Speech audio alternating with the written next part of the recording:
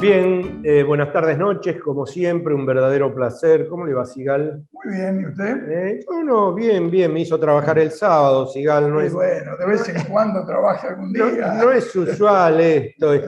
Bueno, pero ya que yo trabajé el sábado, usted ahora cuéntele a los amigos que nos permiten la entrada en su casa, en sus televisores, cómo viviste el desarrollo del Congreso del Frente Grande el día sábado. Bueno, voy a tener una visión sesgada, ¿no? Porque Una visión, no, uno es parte, pero uno a es ver, parte. podría haber sido un gran recontralcahuete del gobierno. Sí, Y yo lo que noté, no solo en vos, sí, lo vas a ver en Ibarra, sí. lo que noté fue que la gente... Bueno, porque como lo venimos diciendo, hay una expectativa por la cual se votó en el 2019 que no está siendo acompañada por los hechos. Y ya la pandemia no es más excusa. Hoy sigue habiendo funcionarios que no funcionan, algunos que funcionan bien, pero lento, otros que no están arriba. Entonces todo eso en la militancia política se expresa con opiniones.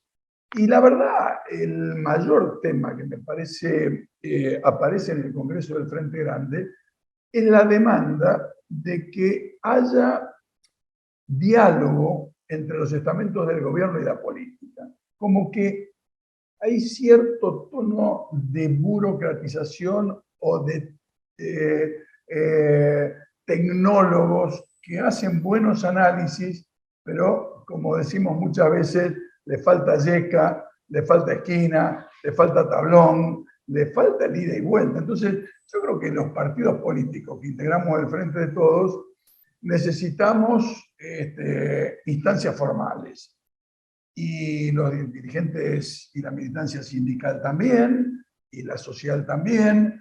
Me parece que esto no es solo un tema superestructural, que esto se manifestó en el Congreso, que tiene que haber instancias orgánicas del Frente de Todos, sino que cada ministerio, cada secretaría, cada ámbito tiene que tener las orejas un Sí, poquito pero más aparte de las orejas, a escuchar. claro, las orejas para escuchar y rebotar, ¿no? Lógico. Porque yo te puedo escuchar y después cierro la No, puerta pero y... ¿sabes qué? Nosotros, por ejemplo, en el Frente Grande tiene equipos técnicos, tiene 21 equipos de distintas temáticas. Bueno, nosotros tenemos opiniones de cosas, no solo te vamos a escuchar, te vamos a proponer y te queremos proponer de lo que consideramos que va a ayudar a mejorar o agilizar la gestión. Bueno, eso requiere tener funcionarios predispuestos. Está habiendo cambios, va a seguir habiendo cambios, me parece, a nivel nacional y provincial en los ámbitos de gobierno. En estas horas cambió, o está cambiando, le diría, no me atrevería a ser tan rotundo, pero cuando el programa sale ya va a estar completado el ministro de Educación de la provincia de Buenos Aires. No Vuelve estamos, Silioni. sí, señor, no estamos hablando de una cosa menor, es el 40% del sistema educativo de la Argentina. Me parece muy importante que eso se ponga en marcha, se ponga en movimiento.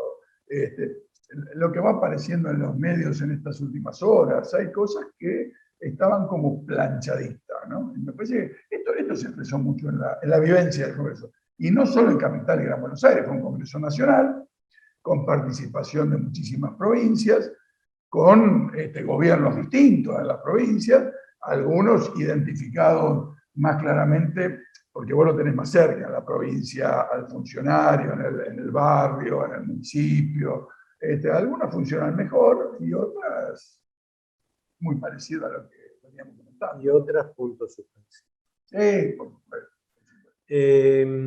Yo lo que noté fue, bueno, una gran participación y me parece que la gente tenía muchas ganas de expresarse. Yo subí, bueno, nos queda un minuto, yo subí a hacer las notas, pero realmente me pareció que la gente estaba muy, muy jugada para hablar, ¿no? Sí, también el hecho de encontrarse después de 2 años, porque convengamos que no habíamos tenido muchos encuentros presenciales, pequeños grupos, pero juntarte centenares de congresales ha sido potenciador. Bien, nos vamos a la primer nota de Políticas de Estado, una de las mejores psiquiatras psicoanalistas de niños, adolescentes, la doctora Esther Romano, hablando del impacto de la pandemia en los chicos y especialmente del caso del asesinato de Lucio en La Pampa. Bien, es un verdadero placer tener en Políticas de Estado una de las más prestigiosas psiquiatras, psicoanalistas infantiles y de pareja, etcétera, etcétera, etcétera. Doctora Esther Romano, ¿cómo está? Buenas tardes, noche, bienvenidas a Políticas de Estado. Hola Ariel, buenas tardes. Muchas gracias por la invitación. ¿Cómo la trata la pandemia, doctora? Bueno, tratando de sobrellevarla lo mejor posible. Difícil para todos. Bien, habíamos hablado off de cámaras que teníamos dos temas casi puntuales para trabajar. Uno era la afectación de las familias por la pandemia y otro era, que realmente creo que ahí vos tenés un expertiser más que importante, el asesinato del chiquito Lucio en la provincia de La Pampa, que, digamos, corriéndome de mi lugar de mi anterior profesión y poniéndome en un lugar profano, como la mayoría de los mortales, me pareció realmente un espanto. No sé por dónde querés empezar, Esther, si por la afectación de los niños y de las familias en la pandemia o por el asesinato del chiquito de La Pampa. Bueno, en realidad el tema de la pandemia en general, bueno, podríamos tenerlo como contexto que nos involucra a todos, incluido esa situación. De todos modos, lo que acontece en estos días, estamos todos consternados por ese crimen y preferiría arrancar por ese lado, después iríamos viendo otras posibilidades. No sé cómo encararlo. Esther, a ver,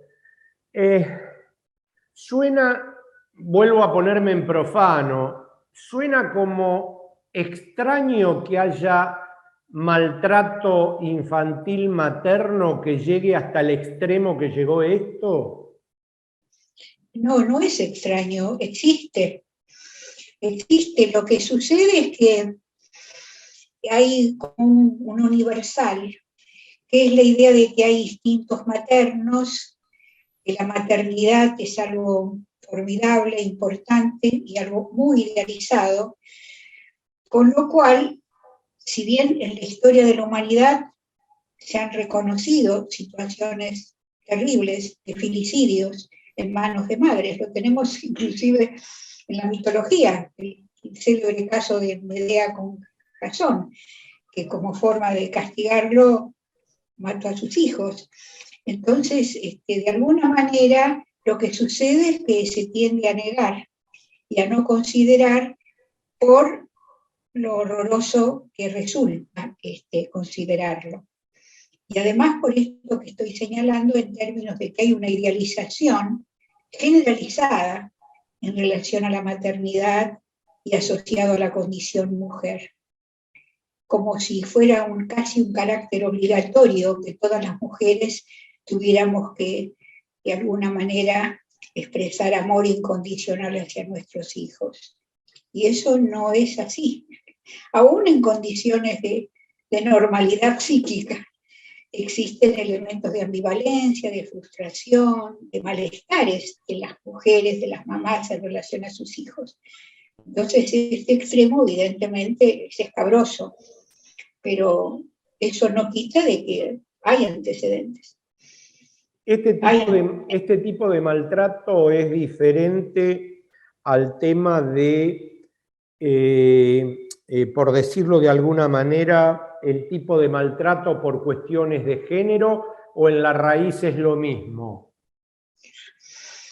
Mira, el punto es así. La cuestión de género implica una cantidad de elementos que hay que verlos específicamente en su singularidad y ver qué significan en cada caso. Pero de todas maneras, si pudiéramos hacer una abstracción, que yo creo que es una suerte de ejercicio, pero lo podríamos hacer, Lo que pasó con este chiquito, que a su vez desde la prensa y desde los medios de comunicación y desde la población ha habido una suerte de sobre información en relación a la condición singular de este tipo de pareja y las características de género en ellas, no hubiera sido diferente en situaciones, por ejemplo, de una pareja heterosexual. Es decir, en mi caso, yo misma, en mi condición de psiquiatra forense en el Poder Judicial de San Isidro, he sido testigo de crímenes análogos a dados por una pareja de papá y mamá, inclusive matrimonial. Entonces, excede la circunstancia particular en este caso las condiciones del asesinato. Hay que verlo en su especificidad. Esther, a ver, yo particularmente pienso que no, pero es una opinión mía. La gente puede pensar que la pandemia puede haber influido en el desenlace trágico de este tema. Bueno, lo que pasa es que la pandemia influyó en todo, entonces no sé en qué vos planteás de que no. Es decir, lo que no podemos pensar es que no hay ningún efecto absoluto de la pandemia. Lo que no podemos atribuir a que, entre comillas, por culpa o por acción de la restricción sanitaria de la pandemia o por todo lo que tenga que ver con el coronavirus, haya tenido algún elemento causal. Lo tiene como lo tuvo en todo momento y en toda circunstancia, yo diría de manera general con todos nosotros. Ten en cuenta, Ariel, que en este momento los que somos, entre comillas, supuestamente normales, y que ahora se supone que estamos saliendo de la pandemia, no sabemos si va a volver otra nueva o qué nos va a pasar con el nuevo virus que apareció, pero sea como sea, todos estamos involucrados en el efecto de la pandemia. Entonces, ¿por qué negar qué factor y qué elemento influenciador pudo haberse dado en este caso? Sí, en todo caso, ya en personalidades patológicas, cuando hay situaciones patológicas y de elementos, llamémoslo en términos diagnósticos de perversidad, por no decir perversión, subyacentes, la línea de quebradura pasa y da lugar a factores desencadenantes en los cuales se producen estas cosas. Pensá que en este momento a nivel del mundo están dándose circunstancias de mucha violencia y de presencia de elementos muy, muy dañosos que son inusuales en cuanto a la cantidad y la difusión. Entonces las personalidades patológicas abundan y se muestran de manera mucho más brutal de lo que pudo haber sido si no hubiera habido pandemia. O sea, la pandemia, vos decís la pandemia como disparador de la patología preexistente. O en todo caso como un elemento que en términos de un colega, hay un colega que es un experto en esto, que es lo que habla de lo disruptivo. La pandemia como un efecto disruptivo a nivel psíquico, como un efecto desorganizante, en la cual cada uno responde a su manera. No sé si te queda claro. Sí, me queda claro, pero... En mi caso, por ejemplo, se da a partir de que, por ejemplo, tuve irritación en los párpados, cosa que yo no tenía, cierta sensación de picazón urticaria en la piel, y cuando estuve consultando a través de la dermatóloga, me enteré de la cantidad de casos aumentados estadísticamente dermatológicos. Cuando hablé con la oftalmóloga me dijo que habían aumentado los casos oftalmológicos y así sucesivamente. O los trastornos alimentarios, es decir, lo que se ha ido dando a nivel médico, por ejemplo, te tomo solamente un elemento, los colegas me van refiriendo un incremento de las patologías. Entonces cada uno responde con su propio background, digamos, ¿no? O sea, la pandemia sería un disparador de lo que ya está en el sujeto desde el vamos. Totalmente, totalmente. Pero por eso se habla de lo disruptivo, es decir, dice la acción traumática de la pandemia. En realidad es traumático secundariamente. Primero es un factor disruptivo, después para cada uno responde a su manera, con mayor o menor grado, en algunos casos extremos, como efecto de trauma, y con todo lo que significa trauma, ¿no? Es decir, por ejemplo, se han desencadenado cuadros de fobias, personas que ya tenían preexistencia de elementos fobígenos, pero están incrementados, o las depresiones. Y en el caso eso te iba a decir, ¿depresiones más que fobias o en un mismo nivel? Casi yo diría en términos prácticamente análogos. Lo que pasa es que a veces es difícil diferenciar un elemento de otro. Yo en general en mis experiencias clínicas y forenses suelo preferir a veces la idea conjunta de lo ansioso depresivo, y en todo caso después en lo que tenga que ver con lo cuantitativo veo cuánto prevalece un elemento u otro. A veces es más fobia, a veces es más depresión, depende de nuevo del patrón personal de cada uno. Obviamente, según el diagnóstico, es según qué tipo de elemento terapéutico vas a encarar, ¿no es cierto? Claro, no, pero además a nivel medicamentos, hay medicamentos que atacan conjuntamente ambos elementos, ambos factores, ambos síntomas. En la Argentina hay especialistas, más allá de todo tu trabajo, que yo lo conozco y sé cómo trabajás, ¿hay especialistas en el tema de materno-infantil, de maltrato? Mira, haces una pregunta muy interesante. De Esther, de mí, yo experiencias, por suerte, no tuve. Y no sé si lo hubiera tolerado. Sí tuve algo cuando trabajé en el Ministerio de Acción Social, de rechazo a la maternidad, pero que no llegaba al extremo de ataque, sino en todo caso, de distanciamiento y de entrega, de no querer hacerse cargo, punto. Eso es otro nivel, ¿no? Ahora, en cuanto a lo propiamente dicho de lo que sería el filicidio, para poner un título, o las formas de maltrato, bueno, por de pronto se da en las parejas. Es decir, que el síndrome del niño golpeado o niña golpeada, que lo estudió Kempe, pero que acá lo hemos visto en el hospital de niños y en Casa Cuna, eso cuando yo arranqué con todas estas cuestiones, que fue al comienzo de la década del 80, no, fines del 70, todavía estábamos en el proceso, que yo estaba ligada a UNESCO y a UNICEF, ya se veían casos y eran de matrimonios. Del tema de lo que se llamaba el síndrome del niño golpeado, que lo estudió Kempe, que es un psiquiatra americano, que tiene un perfil diagnóstico muy, muy típico. Y eso yo lo he visto y se dio en términos de matrimonios, de parejas.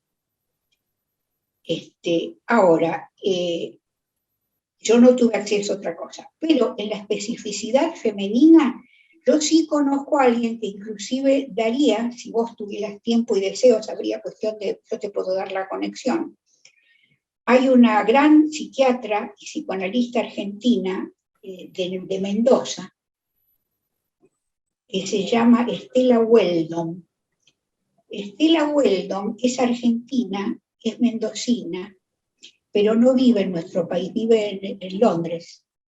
Y ella trabaja hace muchos años, trabaja no sé si ahora, pero he trabajado muchísimos años, he trabajado con ella a nivel de intercambio profesional, en Londres, en la clínica Portman, que es una clínica que a su vez está relacionada a nivel de investigación con la Tavistock Clinic, que es una institución basada en todo lo que tiene que ver con elementos investigativos, o centrada en elementos investigativos, en que allí, en términos de lo que sería, entre comillas, organizaciones penitenciarias de mujeres, ella se consustanció muchísimo con todo lo que tiene que ver con la perversión femenina y la agresividad y las formas de criminalidad femenina, entre las cuales estaban las madres de los chiquitos. Algunas podrían inclusive tener criminalidad hacia chicos que no son los propios, pero la de la madre con su propio hijo está determinado, está estudiado, hay trabajos publicados, yo te los puedo presentar. Hay un libro que yo lamentablemente lo busqué en mi biblioteca y no lo encontré en estos días, debe estar por ahí, pero no lo encontré, que se llama Madre Virgen Puta, o algo por el estilo, que es de ella, en la que presenta casos, categóricamente casos, en las que aparece situaciones ligadas a la maternidad, y que son específicas de la maternidad y que tienen que ver con formas de maternidad patológica. O sea, durante el proceso previo al parto, por supuesto. Podría ser previo o puede ser a posteriori, o podría ser un embarazo totalmente negado, como una forma de silenciamiento o de una forma, llamémosla, esquizoide o de decisión de negación absoluta, y el enfrentamiento con el bebé provocar sensaciones de horror y deseos de aniquilamiento. Ahí es muy válido este concepto que introdujiste de disruptivo, ¿no? Claro. ¿Cuánto hay de disruptivo en un embarazo no deseado, digamos? Totalmente, inclusive en este caso, o en algún caso, en relación al sexo del bebé, si es nena o es varón, cómo es vivido. En algunos casos lo viven como una suerte equivalente a un cáncer. Pero el tema es el odio, pero además lo que esta gente ha estudiado. De esto que estoy diciendo, aclaro que no es mi experiencia, ojo. Diferenciemos lo que es mi propia experiencia clínica, forense, mejor dicho, o diagnóstica, de lo que es repetir porque lo estudié. Si me permites, lo digo, pero... No, está claro. Aclaraste que era un concepto de este psiquiatra psicoanalista, ¿no? Esther, claro, el tiempo es tirano, te doy las gracias por esta charla, te vamos a seguir teniendo en cuenta y usando, entre comillas, para hablar de otros temas como ser la capacidad de resiliencia, etcétera, etcétera, etcétera. Y realmente muchísimas gracias por habernos dado estos minutos. ¿Puedo aclarar algo? ¿Me quedas 2 minutos más porque no quiero dejar de decirlo? 1. Bueno, 1 minuto rápido. Acá lo que me interesa de esta situación es el vínculo de estas dos mujeres. Si hubieran sido psicóticas, yo hubiera pensado en términos de folie deux. No eran psicóticas, pero sí ver qué pasó en ese vínculo. Y sí yo podría decir de que habría elementos diagnósticos, en este caso la propia técnica de la cual soy autora, en la que dirimir de manera muy, muy, muy precisa, como si fuera un trabajo de orfebrería, no el diagnóstico de cada una, sino el diagnóstico del vínculo, puede ayudar a los magistrados en cuestiones de determinar la imputabilidad. Pero eso va por cuenta de que si algún magistrado me escucha por ahí, lo tenga en cuenta, no para que lo haga yo, sino que podría capacitar a psicólogos para que lo usen como elemento complemento. Es muy útil tener en cuenta eso a la hora de determinar la imputabilidad de cada una, diferenciada. El diagnóstico diferencial. Esther, muchísimas gracias por todo esto y bueno, quedamos al habla para volver a llamarte y que estés en Políticas de Estado hablando de todos estos temas. Muchísimas gracias. Te agradezco mucho la invitación. Gracias. Bien, vamos a seguir con los mensajes y después vamos a hacer un análisis de todo lo que viene, que tiene que ver con el Congreso del Frente Grande del día sábado, que estuvimos con Eduardo grabándolo, Débora Barone de Ramos Mejía, excelente Rocco Carbone, conceptualmente muy claro. Carbone termina de precisar lo que siempre dije: venta ilegal de armas, prostitución y narcotráfico nunca se van a combatir porque pagan las campañas políticas, claro, a través de las mafias, dice el doctor Alberto Bassano de Morón, y Argelio Simón de Mar del Plata, programón lo manifestado por Zuleika es maravilloso, muy interesante, sin dejar de mencionar que es muy bonita. Si vengo en enero a Buenos Aires, seguramente la voy a ir a ver al teatro. También hemos recibido un mensaje desde Canadá de Elito Morris Barrio, un exilado chileno, dice: muy bueno el programa, los 3 invitados muy buenos, Luis Jaki va a tener que prepararse para la embestida de la derecha concertacionista, Lagos, Bachelet y compañía, mal llamado centro izquierda, al fin de cuentas fueron los guardianes del modelo desde el poder político. Son camaleones peligrosos, es un tema para largo, muy bueno lo que hicieron, ojalá puedan. Un abrazo. Un abrazo, Lito, y bueno, espero que en algún momento nos podamos encontrar después de 30 años de no vernos. Un fuerte abrazo y seguimos con Políticas de Estado.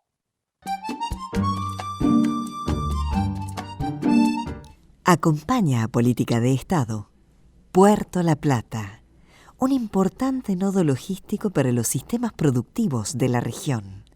Un puerto en continuo desarrollo. Puerto La Plata, el puerto del futuro.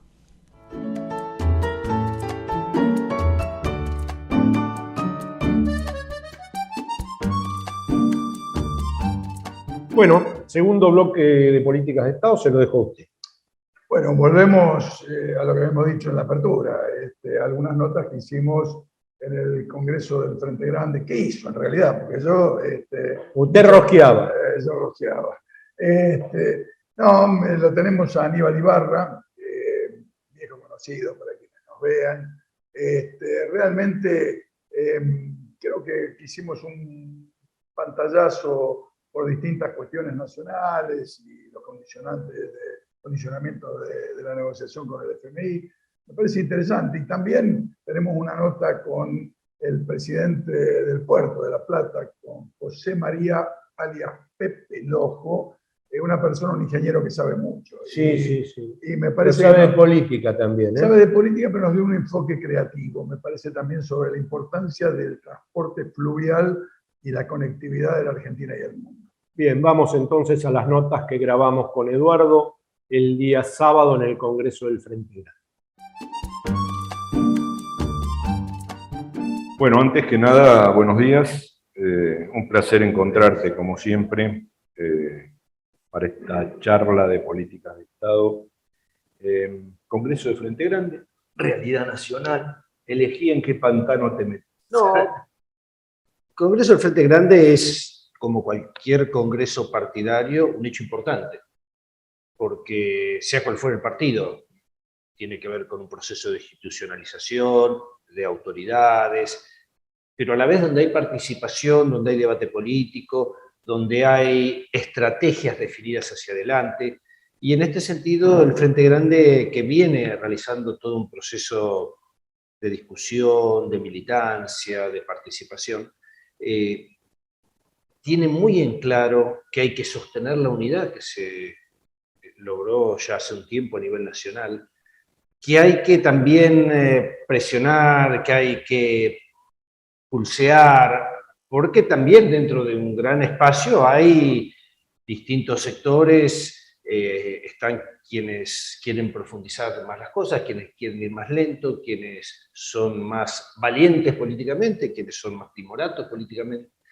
Y en este sentido, bueno, nosotros claramente entendemos la necesidad de esa unidad, pero a la vez de profundización. Estamos en el medio de una disputa de poder fenomenal entre quienes quieren una Argentina para pocos, donde ellos manejen, donde los demás se sometan, donde estemos alineados sumisamente a los Estados Unidos, y estamos los que queremos otra Argentina, donde el Estado regule, intervenga, pueda generar condiciones para un crecimiento general, no un crecimiento solamente de unos pocos, o números. Qué bárbaros que son los números, pero les llegan a pocos, nunca llegan abajo a la mayoría de la sociedad. Entonces, bueno, todo esto forma parte del debate político en el Frente Grande, con la definición de estrategias y, bueno, participando en la conducción nacional, también en la conducción de la Ciudad de Buenos Aires. Yo soy representante de la Ciudad de Buenos Aires, y así que, bueno, aquí estamos contentos y comprometidos. Recién lo escuchaba a mi compañero del programa hacer una encendida arenga, con algo que a mí me parece que en muchos lados no pasa, que es la autocrítica, que es la posibilidad de tener mayor participación. ¿Se sienten comprendidos adentro del esquema de poder del gobierno? No, poco, muy poco, y es una de las cosas que están en el centro del debate en el Frente Grande. ¿Cómo pasamos de ser casi espectadores, opinadores, a integrarnos, a participar, a tener mayores responsabilidades también? Porque es un partido nacional, histórico, con 200.000 afiliados. Sí, pero además con mucha impronta, en términos, no se puede construir una mayoría solamente con un sector por más fuerte que sea, o con un dirigente por más fuerte que sea.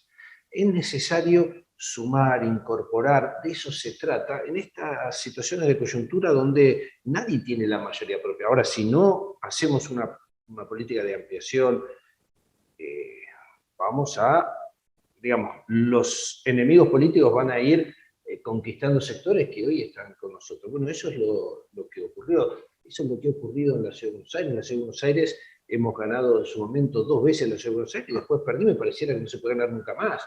Bueno, hemos cometido errores y de eso se trata también, hacer un proceso de autocrítica, no para flagelarse, porque acá no se trata de eso, sino para poder crecer y no cometer los mismos errores o definir nuevas estrategias. Pregunta del millón. ¿Cómo ves el acuerdo con el FP? Yo soy optimista en cuanto a los resultados. Ahora, esto tiene un contexto, esto fue escandaloso, el crédito fue el más grande en la historia del Fondo Monetario y fue dado por una decisión política de Trump para sostener a Macri. Ni con eso se sostuvo. Macri se sostuvo con apoyo regional, con apoyo de los Estados Unidos, con dinero del Fondo Monetario, y no le alcanzó. O sea, tan malo fue su gestión, que no le alcanzó ni con el poder mediático. Con el más Stornelli, Bonadío. No les alcanzó. Entonces, pero vamos al tema. Ese préstamo fue, decía, escandaloso, porque fue para sostener un gobierno. No fue para que un país pudiera mejorar una situación económica y sobre esa base poder despegar. Aunque salga o no salga, pero no fue esa intención, fue sostenerlo a Macri, fue, casi diría, la campaña electoral más cara de la historia del mundo, y que fue para Macri, y además con fracaso, y menos mal que fue con fracaso. Pero, entonces, ¿ahora qué pasa? Claro, cualquiera es guapo con el dinero ajeno, ¿no? Entonces Macri tomó eso, total, lo paga esto, lo paga la gente, yo no lo pago, porque eso él no lo haría con sus empresas. No lo haría porque con su empresa lo tiene que pagar él. Entonces, pero este es dinero, lo paga la gente, yo lo uso, esto es fenomenal. Usaba todo el dinero, que además lo usó para fugar dinero, y entonces ahora tenemos que venir a pagar. Nosotros, claro, uno como país honra sus deudas, cuestiona mucho la legitimidad, pero bueno, sobre esa base se planta para la negociación. Ahora el Fondo Monetario está en un proceso de análisis y de crítica y de autocrítica de cómo lo hizo. A ver, yo no voy a confiar en que ha cambiado el Fondo Monetario, que tiene otra visión. No, ya perdí la ingenuidad hace rato. Pero lo cierto es que fue tan escandaloso que algo tiene que decir, aunque sea autocrítica. Y sobre esa base es donde tiene que prevalecer la negociación nuestra, en donde bajar los intereses, ampliar los plazos y que permita a la Argentina despegar, crecer. Ahora hay una situación económica con números alentadores, bueno, sostener, hacer sólida esa base para poder crecer y poder pagar en términos que no signifique una nueva debacle argentina. Porque, claro, Macri dice, yo lo arreglaría en 5 minutos. Sí, claro, si decís a todo que sí, ¿cómo lo vas a arreglar en 5 minutos? Paga la gente, ¿no? Por eso, entonces, confío en la negociación, pero el contexto ha sido un préstamo escandaloso. Te hago la última pregunta, porque sé que te tenés que ir.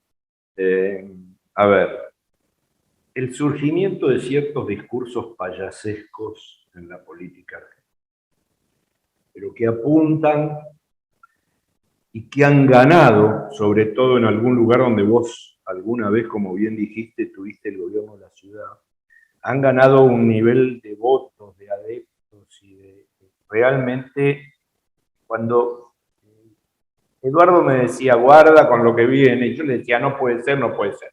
17% de los votos, un personaje que me parece nefasto para la historia política argentina, que es Milei.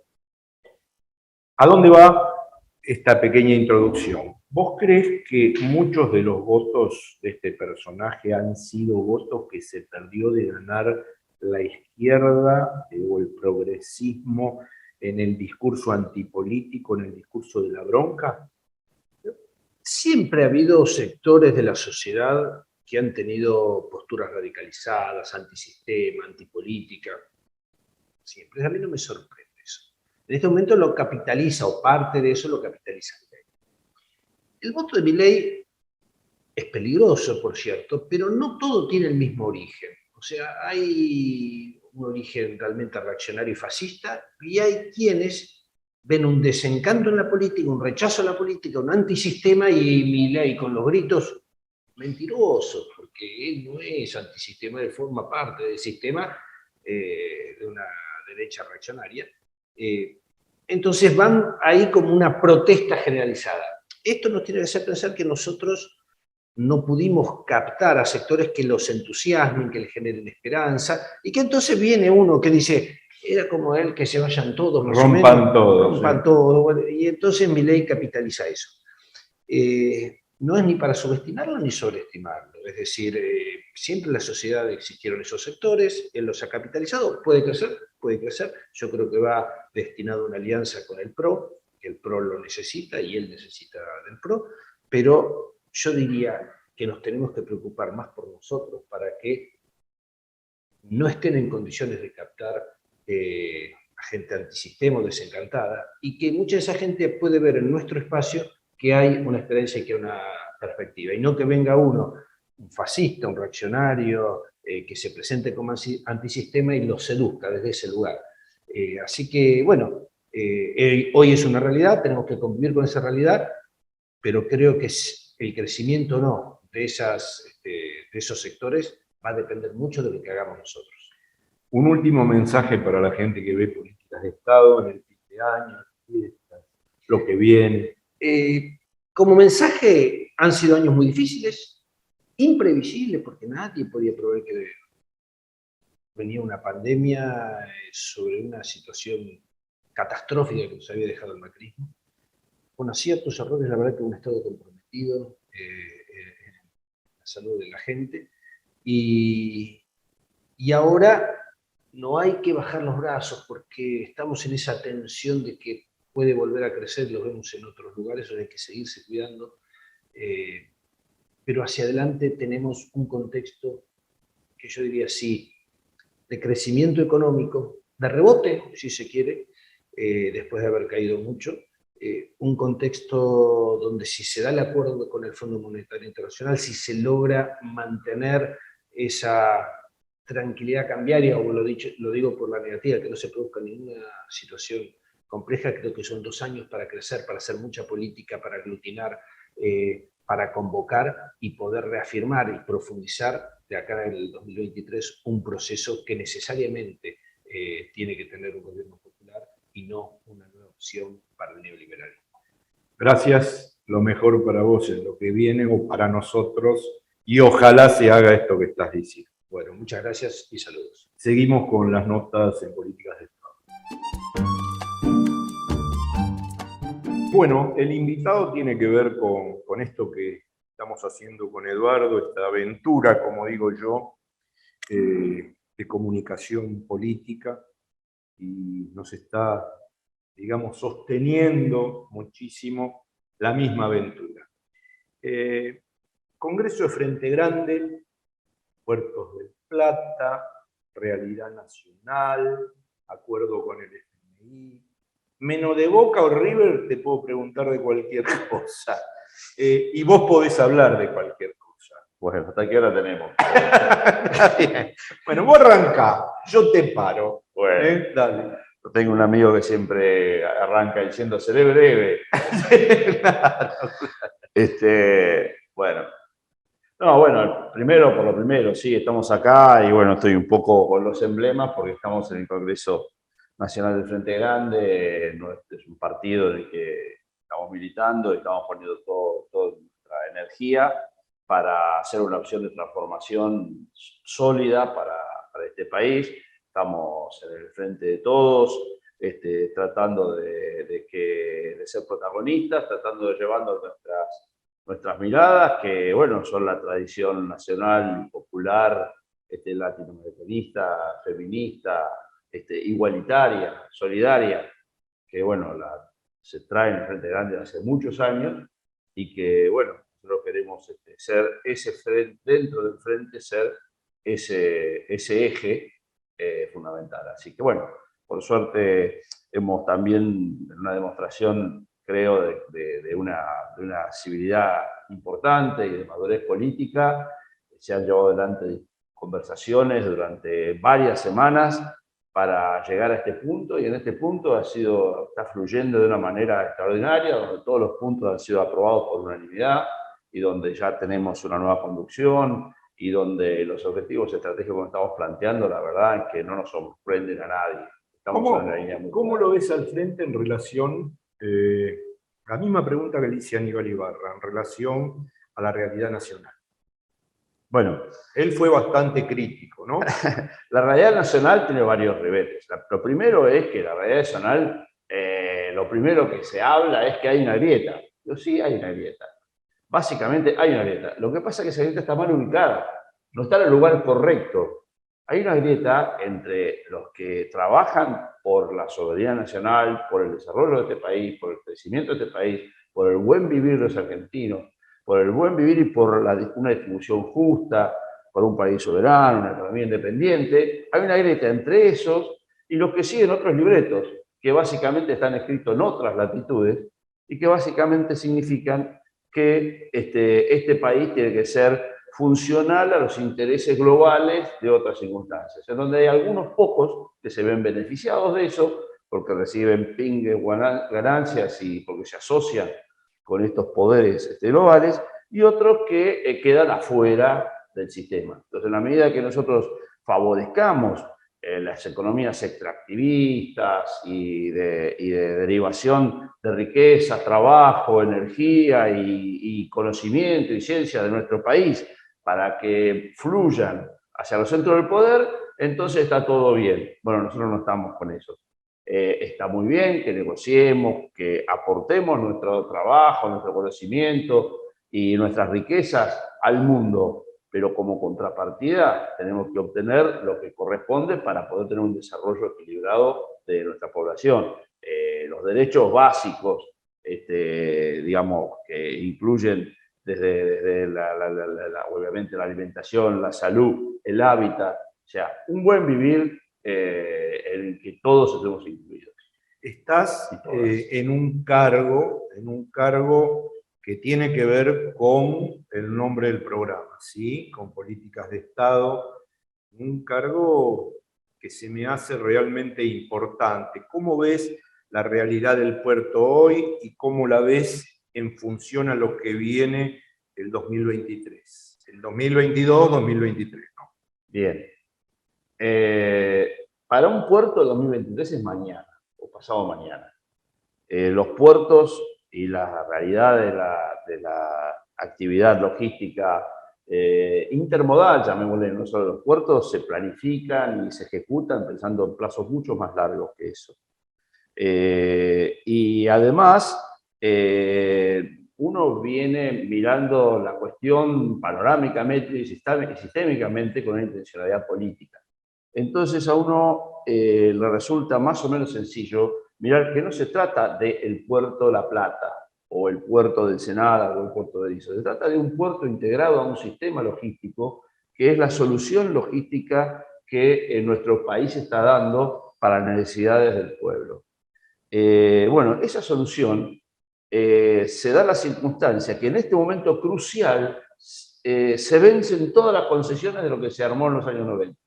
Estamos en un momento en donde estamos planificando nuestro puerto, nuestras vías navegables, nuestros sistemas ferroviarios, nuestros sistemas energéticos para los próximos 30 años.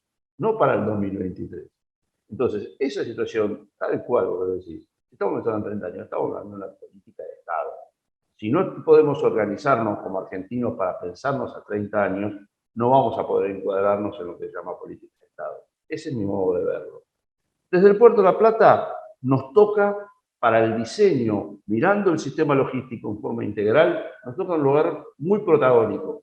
Muy protagónico porque por la ubicación geográfica, o sea, no es una novedad, pasa en todo el mundo, ha pasado históricamente en todo el mundo. Una ciudad, un puerto, cuando se hace importante, cuando se hace una actividad comercial significativa, genera alrededor ciudad, genera ciudades, hace un desarrollo urbano creciente. Ese desarrollo urbano creciente termina comiéndose al puerto, si no se hace adecuadamente planificado. Bueno, eso pasó en Londres, pasó en Shanghái y ahora está pasando en Buenos Aires.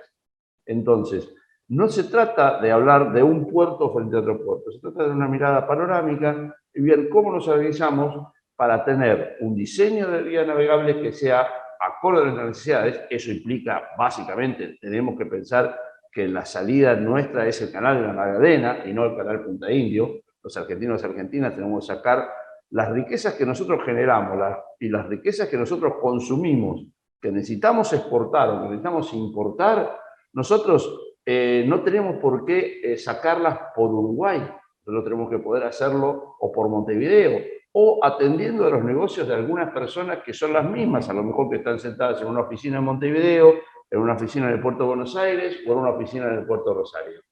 Entonces, los intereses, otra vez volviendo a la misma circunstancia de la dieta que dijimos antes, es diseñemos nuestro sistema para el futuro, una política de Estado basada en el beneficio y el buen vivir de los argentinos y de los argentinos. Para terminar, ¿cuál sería el mensaje de Pepe Lojo para los laburantes del puerto en esta fecha que este año va a ser muy especial, habida cuenta de todo lo vivido?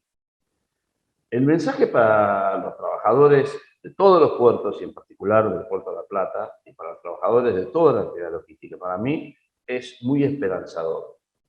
Yo creo que la actividad logística está vinculada con la actividad económica. Si hay una actividad económica que crece, entonces necesariamente la actividad va a requerir de una actividad logística que la mueva, digamos.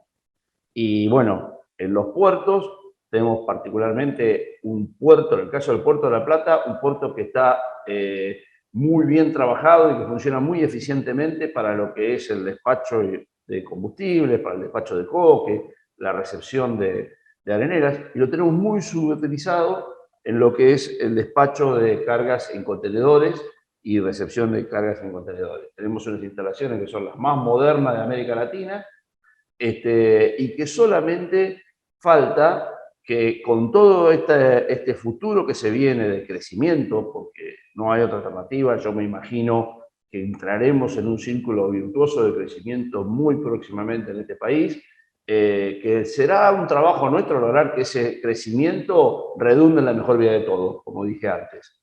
Pero yo creo que el crecimiento es inevitable, y en ese crecimiento la actividad logística y portuaria va a ser fundamental. Yo creo que vamos a tener trabajo y más trabajo multiplicador, porque cada vez que entra un barco, entra una pyme y atraca en un puerto, y esa pyme activa 10 o 20 pymes, porque ese barco hay que cargarlo, hay que descargarlo, hay que traer la carga de donde hay que traerla por tren, hay que traerla por camión, hay que alimentarla, hay que subirle alimentos, agua, combustible, repuesto, reparación, gomería, restaurante. O sea, un barco, un día en un puerto es todo eso. Si nosotros tenemos 2 o 3 barcos por día en el puerto, imagínense lo que sería para la región de La Plata, de Berizo y Ensenada, como foco de desarrollo productivo, con un desafío.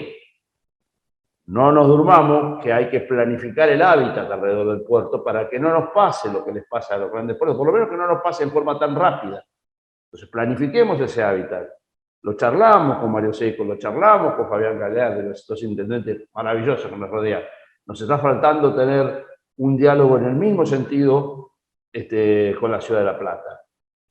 Para poder tenerlo, charlamos con la provincia hemos estado reunidos con el administrador de Vialidad la semana pasada, lo hemos charlado también con Nación, Digamos, hay muchas cosas que hay que trabajar para tener planificado cómo va a ser esto con un desarrollo futuro que va a ser de muchísima actividad para la región y muchísimo desarrollo. Bueno, gracias por la charla, lo mejor para vos en lo que viene el 2022 y para los laburantes del puerto que te acompañan en esta odisea de darle nueva vida a un lugar tan importante como el puerto de La Plata. Bueno, muchas gracias y sí, bueno, vamos a arrancar un año, esperemos, con muchas posibilidades. Seguiremos usando barbijo, seguiremos manteniéndonos con distancia porque esto no se acabó, pero bueno, creo que estamos armando equipo en el Puerto de La Plata y estamos armando equipo con los otros puertos de la provincia de Buenos Aires para que, bueno, tengamos un futuro muy, muy promisorio para todos. Gracias. Bien, Se va. hablaron los muchachos, ¿eh? Y bueno. No, mamadera, al ojo le deja el micrófono y te mató, ¿eh? Y bueno, pero... Le dije 7 minutos, ¡brum! No, pero está con todas las pilas. Sí, Está con todas sí, las pilas, me parece que está bueno. Bueno, me parece que le hace bien a la Argentina tener a alguien con proyecto y con ganas. Un ¿no? cuadro, Con me ganas. gustó mucho, me gustó. Y de Aníbal, bueno, ya sabemos. Sí. Lamento profundamente los traidores tipo Tellerman. Bueno, pero viste que los muertos que vos matáis... Gozan de buena salud. Bien, gracias. Gracias por escuchar lo que hicimos, gracias por estar, gracias por permitirnos entrar en su casa. Nos vamos. ¿Y nos vemos? Y nos vemos en el 7 en Somos y en el 517 Flow para todo el país. Y la semana que viene seguimos con las notas del Congreso del Frente Grande. Y le vamos a dar al YouTube también, ¿eh? Ah, también le vamos a dar. Le vamos a dar. Chau, pásela muy bien, muy buen fin de semana. Nos encontramos la semana que viene en Política de Estado.